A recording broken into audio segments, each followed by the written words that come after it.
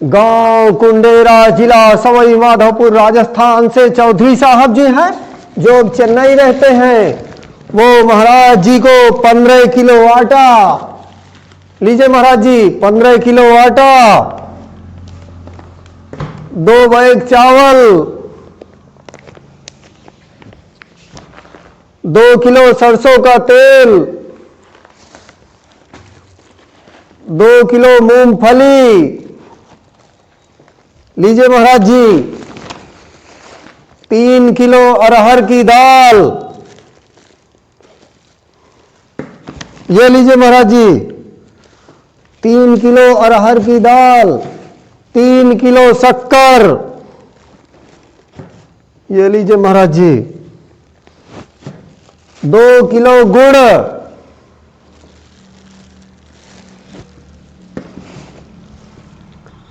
2 kilo चना, 1 डिब्बा दूध पाउडर, 2 पैकेट चाय पत्ती, 5 किलो आलू, 2 किलो टमाटर।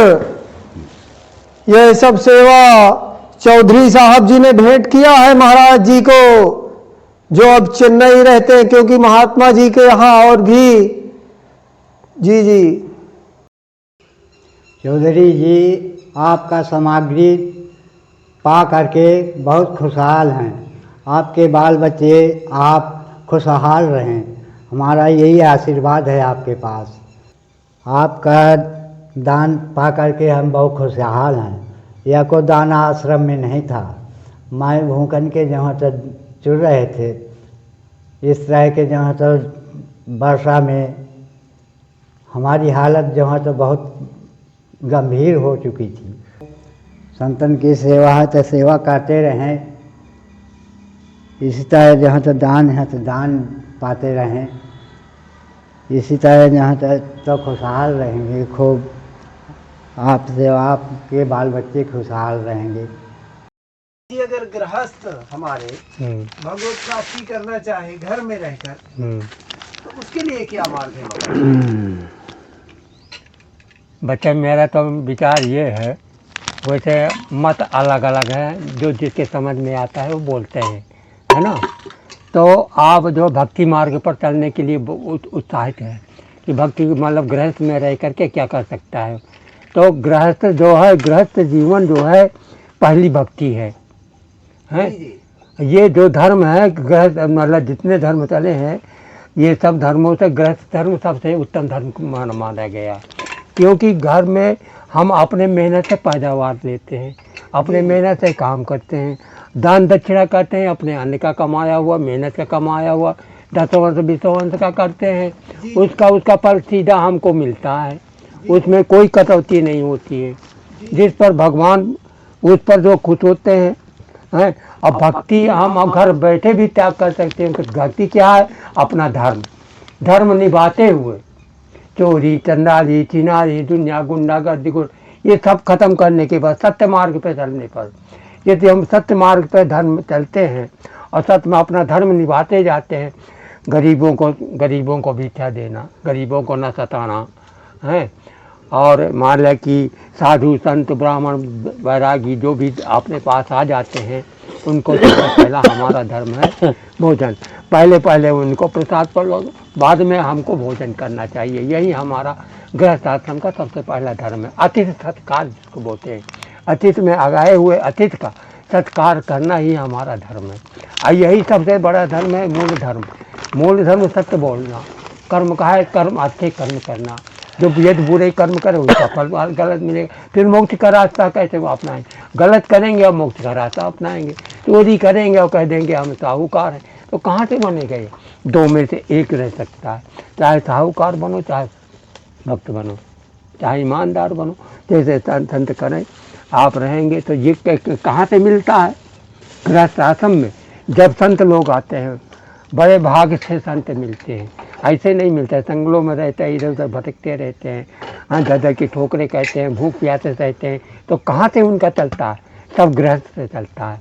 गृहस्थ मैंने कृषि में नहीं पैदा होगा, गृहस्थ जीवन में किसान नहीं पैदा करेगा, वो बाजार में नहीं जाएगा, बाजार से बाजार में धान में तो वो संतों वो जो है तो संतों के पास कैसे पहुंचेगा। एक दूसरे का माध्यम होता है, माध्यम के अनुसार एक दूसरे के पास पहुंचता है, जिससे कि वहाँ भी चलता है, अपना भी चलता है। यदि एक दिन भी हड़ताल कर दे, किसान हड़ताल कर दे, कमाया हुआ यदि व्यापार में न डालें, न ले जाएं, तो आधा शहर भूखन मर जाएगा उस दिन। क्योंकि गरीबी ज़्यादा है, अमीर लोग ज़्यादा है और अमीर लोग कम है, गरीब लोग ज़्यादा है। तो गरीब लोग जो है तो भूखे मेहनत करते हैं, अपना कर्म करते हैं, खेती करते हैं, किसानी करते हैं, मजदूरी करते हैं, व्यापार करते, कुछ भी करते हैं, वो करके अपना जीवन करते हैं। रोज़ का उनका खाना और रोज़ का कमाना है। तो गृहस्थ आश्रम, क्योंकि गृहस्थ आश्रम का ऐसा होता है, एक पवित्र भोजन होता है, भविष्य कमाया हुआ। जैसे एक उदाहरण आया था, 2 संत थे, 2 भाई थे, 2 भाइयों में से दोनों संत, दोनों अपने अपनी भक्ति पर जा रहे। एक किसान में घर में रह करके अपना यही कर्म, नित्य कर्म करके रोज स्नान ध्यान करना, साधुओं की सेवा करना, माता पिता का चरणों के प्रसाद लेना, ये तमाम मानव देवताओं को देना, सम्मान लेना, सम्मान देना, सम्मान सिखाना, ये उनका आशीर्वाद। तो ये जब तो अब वो एक अपनी मेहनत का खाते थे, कमाते थे, और एक संत जाता तो इधर उधर महंत बने बैठते थे, और इधर उधर देश प्रदेशों से दान दक्षिणा ले करके वो करके वितरण करते थे, उसका कमाते थे, कुछ अंश बांटते थे, कुछ अंश अपना खा जाते थे। अब महंतों में गिनती होती थी, अच्छे मानते, अच्छे दत्ताधारी। तो अब ये था कि बड़े विद्वान, बड़े महात्मा हैं। तो अब वहाँ से एक ये पता चला कि हमारे भाई जो हैं गंगा जी के उस पार या जमुना जी के उस पार से नदी के उस पार रहते हैं, आए हुए बड़े वहाँ संत हैं। वो पता चला कि वो संत तो हमारे छोटे भाई हैं। अब उनको बड़ा भाई अहंकार मान हो गया, तो उन्होंने भेजा कि एक अपने प्रमुख चेला को भेजा कि आप जाकर के मेरे भाई मेरे गांव चले जाइए, क्योंकि मैं गांव घर जा नहीं सकता हूँ, इसलिए आप चले जाइए। आप चले जाइए। चले जाने के बाद जो तो अब जब गंगा जी शायद जमुना जी जो भी हो, तो नदी में जब आपको है तो आप जो उन्होंने कुछ मंत्र के द्वारा कुछ दिया, अकाया आपको कह दीजिए कि हाथ जोड़ के कि हमारे महात्मा ने भेजा है, हमें रास्ता दे दो।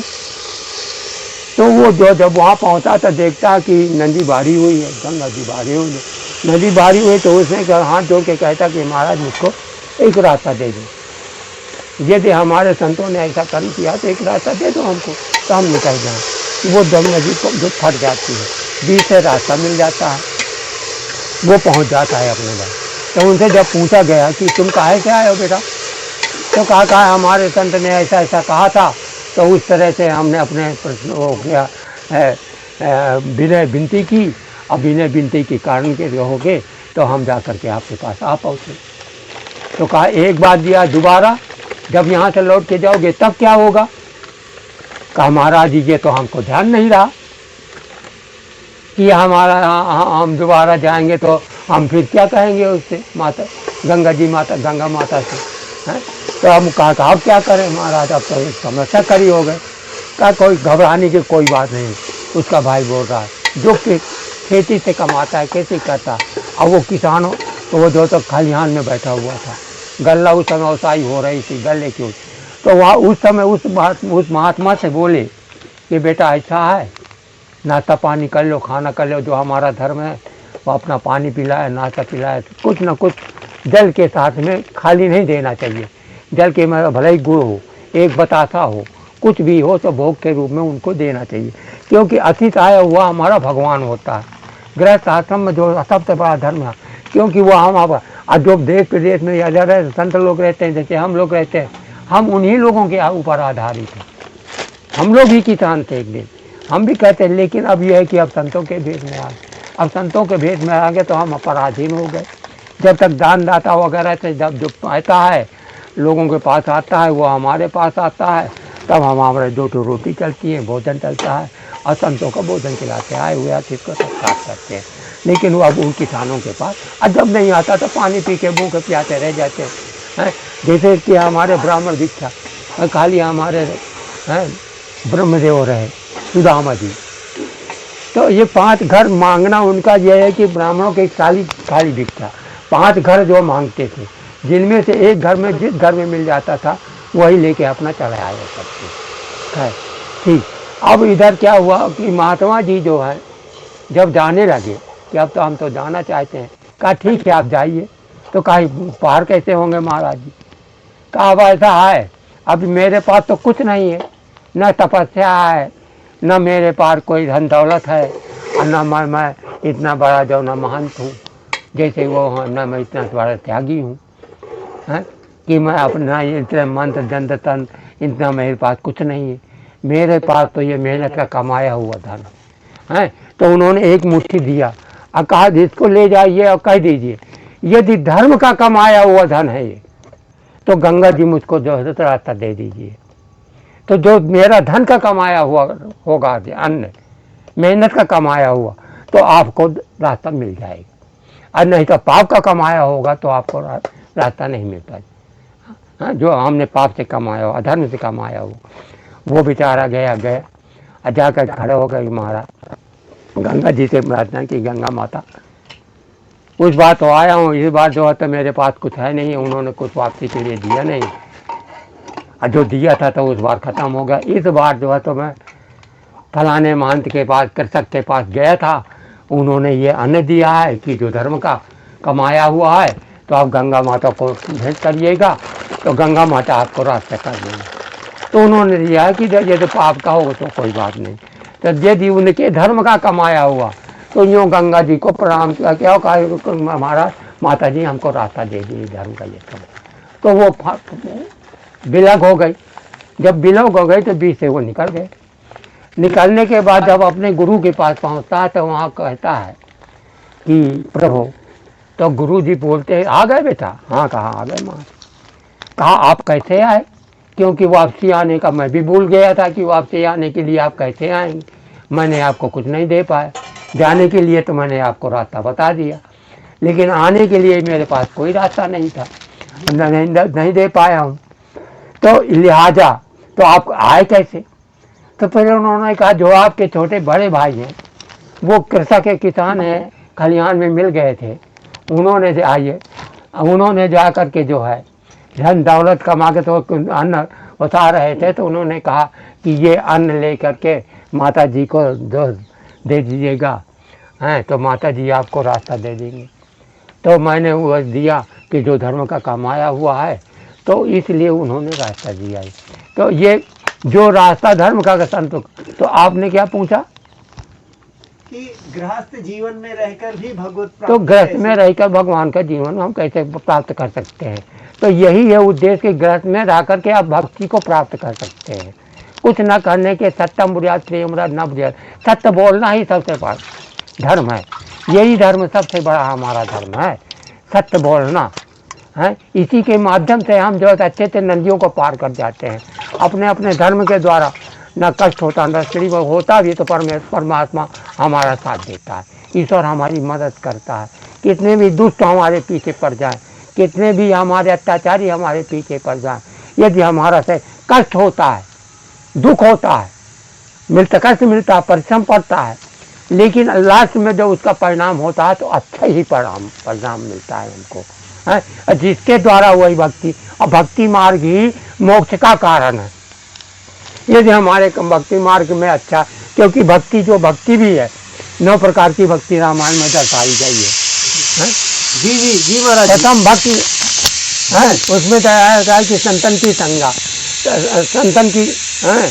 तो हम ये सबसे पहले संतों की सेवा, गुरु की सेवा, माता पिता की सेवा। अब जैसे बताया कि माता पिता, तो पहला गुरु हमारा कौन होता है? गुरु की ब्याह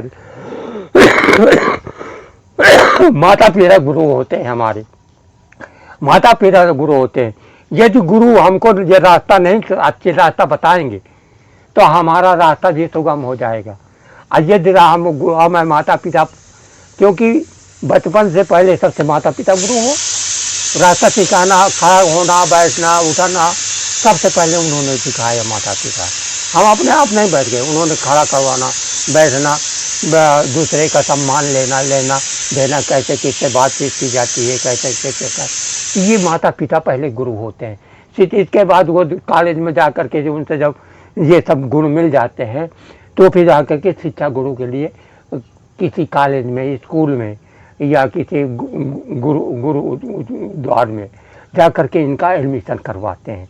एडमिशन करवाते हैं कि उनके माध्यम से वो उनको शिक्षा मिलती है, तो वो गुरु तो शिक्षा गुरु होता है। शिक्षा गुरु होने के बाद जब वो होते हैं तो उनका वहाँ संस्कार होता है, तो वो संस्कार होता है तो शिक्षा गुरु का होता है। वहाँ भी गुरु होते हैं तो वो गुरु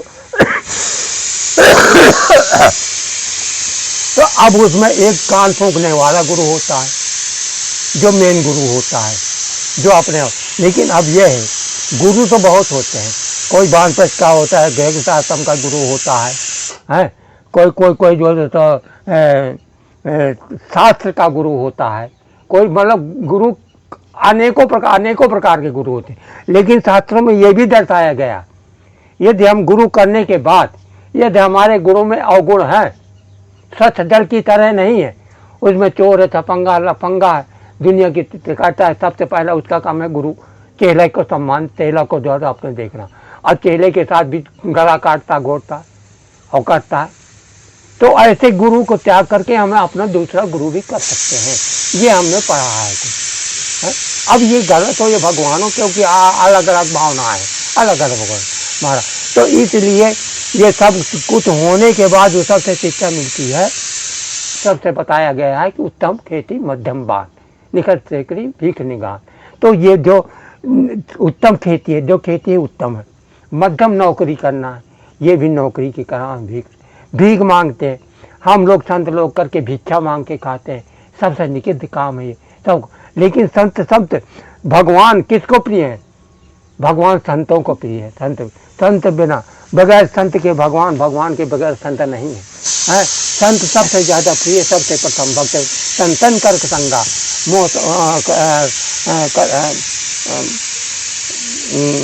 सबसे प्रिय मतलब संत है। तो इसलिए उनका संगा प्रथम भक्त संतन करके कथा प्रसंगा। तो इस तरह से जो है तो अनेक बालक होते हैं, 5 भाई हैं, 5 भाई के अलग अलग होते हैं, कोई ज्ञानी होता है, कोई विज्ञानी होता, कोई शास्त्र का ज्ञान होता है, किसी कृषि का ज्ञान होता है, कुछ अपने अपने कर्म सबके बढ़ जाए। क्योंकि जब वहाँ जन्म होता है मनुष्य का, वो सिर्फ हरिजन बन के आता है, वो किसी का नहीं होता है, वो शुद्ध बन के आता है, वो देह में कोई कपड़ा नहीं होता, न उसमें कोई अवगुण होते हैं। जब वो आता है यहाँ आने के बाद वो अपना यहाँ जब हाय हाय हाय हाय माया में लिप्त हो जाता है, माया माठा गिन में जाए, तब माया में लिप्त होकर के वो कभी मोक्ष प्राप्ति नहीं कर सकता। खाली वो 2 चीज़ें नहीं, तो माया ले ले मोक्ष ले है। तो अब वो जो चाहता है कि मैं माया करूं, किसी के दान दे दूं, दक्षिणा दे दूं, लुटा दूं तो मैं मोक्ष हो जाऊंगा, नहीं, वो मोक्ष नहीं प्राप्त होगा उसको। दान दक्षिणा देने से मोक्ष नहीं होता है, दान दक्षिणा से होता है, लेकिन उसको कर्म करना पड़ता है। कर्म ये वो भक्ति करनी पड़ती है, भक्ति प्रथम भक्ति, इसलिए भक्ति करना बहुत जरूरी है। अब बिन जाने हो ही न पड़ती थी, अब बगैर जाने पड़ती कैसे आप करेंगे? क्योंकि कोई निर्गुण का करता है, कोई सगुण का करता है, और निर्गुण और सगुण में कोई भेद नहीं होता है। ये निर्गुण सगुण में कोई भेद हो है, तो इसलिए हमें भेद नहीं माना। हरि अनंत, हरि कथा अनंत था, 18 पुराण 4 वेद है, उनमें कथाएं सब अलग अलग लिखी हैं, अलग अलग जन्म लिखा हुआ, अलग अलग भगवान का जन्म लिखा है। 12 ही असुर महाअभिमानी कहा गया है कि जब जब होए धर्म की हानि 12 ही असुर। तो जब जब अधर्म बढ़ता है तब तब भगवान अवतार लेना पड़ता है। अवतार लेने के बाद वो मनुष्य के रूप में आ जाते हैं, तो मनुष्य ही कहलाते हैं। अब मनुष्य के कहलाने के आने के बाद यहाँ अधर्म का नाश करते हैं, अब मनुष्य को शिक्षा देते हैं कि मानव को किस तरह से चलना चाहिए। धर्म चलने पर क्या हमको फल मिलता है, अधर्म चलने पर क्या फल मिलता है महाराज जी। बस इसी तरह के, और इसीलिए अब मोक्ष का कारण यही है, अधर्म सत्य बोलना ही सबसे बड़ा धर्म है। भगवान की भक्ति ही सबसे बड़ी भक्ति है, सबसे बड़ी मोक्ष का कारण। इसके अलावा आप कभी भी कोई कुछ भी कर दे, रोड बनवा ले, हैं, और किसी को प्रचार में या किसी धन दौलत बंटवार दे, कुछ भी कर दे। लेकिन कलयुग में जो है, सतयुग में, कलयुग द्वापर युग में, कलयुग उसमें, सतयुग में तो उस समय जो है तो मनुष्य कर्म करता था। हाँ, यदि अच्छा कर्म करता तो अच्छा फल मिलता था। अब बहुत देर लगती थी। हाँ, हजारों वर्ष तपस्या लोगों को करनी पड़ती थी, तब जा करके उनको जो है तो भगवान के दर्शन होते थे। लेकिन कलयुग में ऐसा सुलभ साधन बन गया, भगवान ने बना दी कलयुग में, कि राम राम कहा तो हो पार, राम राम करते हुए आप पार हो जाएंगे।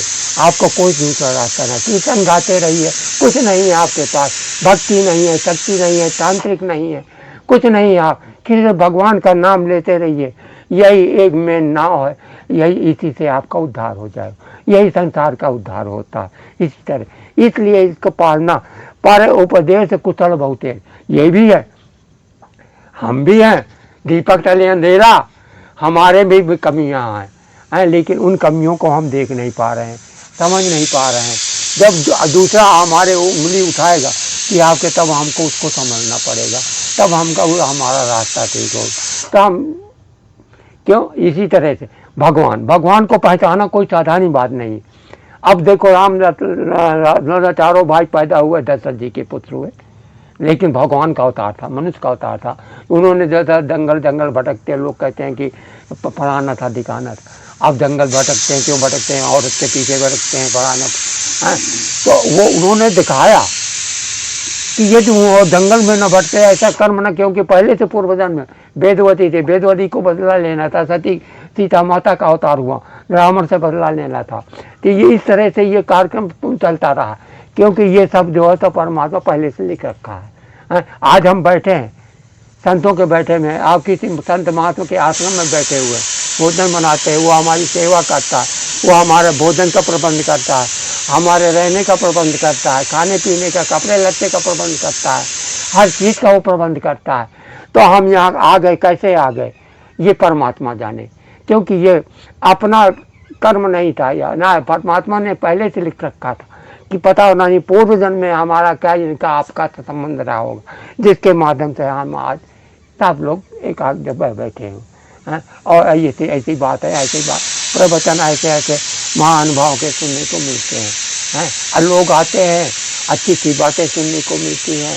और भैया मैं तो एक छोटा सा बालक हूँ, मैं अभी कुछ जानता नहीं हूँ, कि मैं भी पापी मानो, कुछ भी मानो, अधर्म मानो, मनुष्य का शरीर लेने के बाद भी मैं जो तो भगवान का थोड़ा जैसे उल्टा सीधा होता है वैसा करता हूँ। अब बन पड़ता है तो करता हूँ, नहीं तो मैं भगवान का बस नाम लेकर के सो जाता हूँ, खाता पीता हूँ, आनंद में रहता हूँ। इससे बड़ा मेरे पास क्या है, मेरे पास न जाना न मुझे घर पे जाने। महाराज जी, तपस्या क्या है? तपस्या है, तप को तपस्या की व्याख्या ये है, जितना मेरा अनुभव मैं उतने बताऊँ मनोमय ज्ञान के आधार में, कि तप करना शरीर को तपस्या कहते हैं। तप कैसे हैं, तप क्या है, ये नहीं कि अग्नि से हम तपें तो तपस्या हो जाए। तपस्या का मतलब त्याग। त्याग क्या है, अच्छे गुरुओं को ग्रहण करना, बुरे गुरुओं को बाहर निकाल देना। अपने शरीर के अंदर जो 9 गुण बने हो,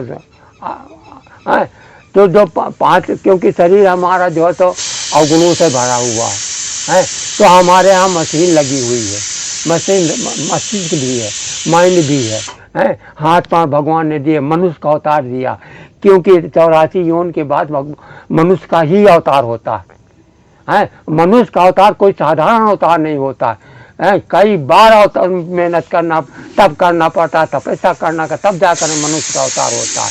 और अपने मनुष्य ही ऐसा व्यक्ति है जो धर्म अधर्म को पहचानता और करता है, और अच्छे कर्म और मतलब हानि लाभ जीवन मरण जैसा विधाता के हाथ में है, क्योंकि प्रेरक वो है, प्रेरणा वो देते हैं, और करने वाला मनुष्य है, क्योंकि ईश्वर जैसा कहता है वैसा मनुष्य करता जाता है। तो महाराज जी, 84 लाख योनि में मनुष्य न भटके, हाँ, और फिर से मानव योनि मिल जाए, हाँ, या परमात्मा में समाहित हो जाए, हाँ, उसके लिए क्या करना पड़ेगा? भक्ति की शक्ति, बगैर भक्ति की शक्ति आपके है नहीं है।